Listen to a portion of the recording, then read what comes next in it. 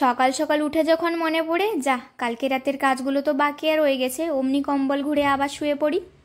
মানে কালকে রাতের বাসনগুলো ফাঁকিবাজি করে রেখে দিয়েছিলাম সকালে ধুবো বলে, আর সকালে উঠে যখন সেইটা মনে পড়ে যায় তখন মাথায় পাথর চেপে যায়। সকাল সকাল জলটা কি ঠান্ডা! সকাল সকাল এতগুলো বাসন ধুয়ে হাতগুলো আমার কিছুক্ষণের জন্য কমায় চলে গেল। এরপর ব্রাশটা করে সকালের স্কিন কেয়ারটাও করে নিলাম। স্কিন কেয়ারটা করে এদিকে চলে আসলাম বিছানাটা গোছাতে। আর তোমাদের ওদিকে কেমন ঠান্ডা পড়েছে জানাবে কিন্তু। আর এই যে সকালের গুরুত্বপূর্ণ কাজ, নিজেকে আধা ঘন্টা সময় দেই আর একটু ব্যায়াম করে নেই যাতে সারাদিন শরীরটা চঞ্চল থাকে। এরপরে আসলাম নিজের জন্য কফি বানাতে। রোজ রোজ তো চা খাই, আজকে একটু কফি খাবো, মাঝে মধ্যে কফি খেতে ভালো লাগে। 1 কাপ দুধে 1 চামচ চিনি দিলাম। চিনি খাওয়া তো ভালো না, তবে চিনি ছাড়া কফি আর চা খেতেও পারবে না, তাই একটু চিনি দিলাম। এরপর গরম দুধটা নামিয়ে এনে কফি পাউডারটা মিক্সিং করে দিলাম। আর এই যে গরম গরম কফি রেডি। আমি তো চা কফি দুটোই খাই, তবে চাটা একটু বেশি ভালো লাগে। বলি কি গো, তোমরা চাই লাভার না কফি লাভার?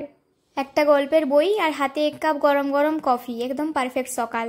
কফিটা শেষ করে এদিকে এসেছিলাম একটু বেলকনির দিকে। আর এই পায়রাটা না সারাক্ষণ এখানে বসে থাকে। এরপরে হঠাৎ করে দেখি যে একটা মানুষ একটা গরুকে এইভাবে সাজিয়ে করে নিয়ে যাচ্ছে। আমি তো অবাক, আমি তো এরকম কোনোদিন দেখিনি, আজকে প্রথমবারই দেখলাম। তো এই জিনিসটা কি জানি না। সামনের দিকে একটা সানাইয়ের মতো কিছু বাজিয়ে বাজিয়েও যাচ্ছিল। আর এখন কালো ছোলা আর আলু দিয়ে ঘুগনি বানাবো। ছোলাগুলো কালকে রাতে ভিজিয়ে রেখেছিলাম।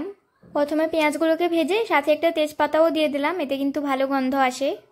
এরপর বাটা মশলাটা দিয়ে দিলাম, সাথে গুঁড়ো মশলাগুলোও দিয়ে দিয়েছি। এরপর পরিমাণ মতো লবণটা দিয়ে ছোলা আর আলুগুলোকে ভালো করে কষিয়ে দিলাম। এরপর অল্প মাত্রায় জলটা দিলাম আর সাথে 2-4টা চেরা কাঁচা লঙ্কা। আর কিছুক্ষণ সিদ্ধ করে নিলেই কালো ছোলা আলুর ঘুগনি তৈরি। এরপর মুড়ির সাথে এটা খেয়ে নিলাম। মুড়ির সাথে খেতে কিন্তু দুর্দান্ত লাগছিল।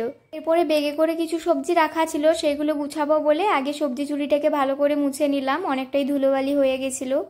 আর এরপর সব সবজিগুলো আর ফলগুলো গুছিয়ে রাখলাম। আর এখন সব শীতের সবজি এসে গেছে, আর আমার খাই খাই তো সারাক্ষণ চলতে থাকে।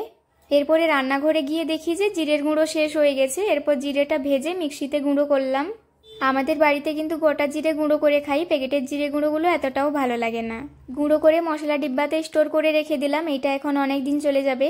তো চলো আজকের ব্লগটা এতটাই, কেমন লাগলো জানাবে। তোমাদের সাথে আবার গল্প হবে, টাটা।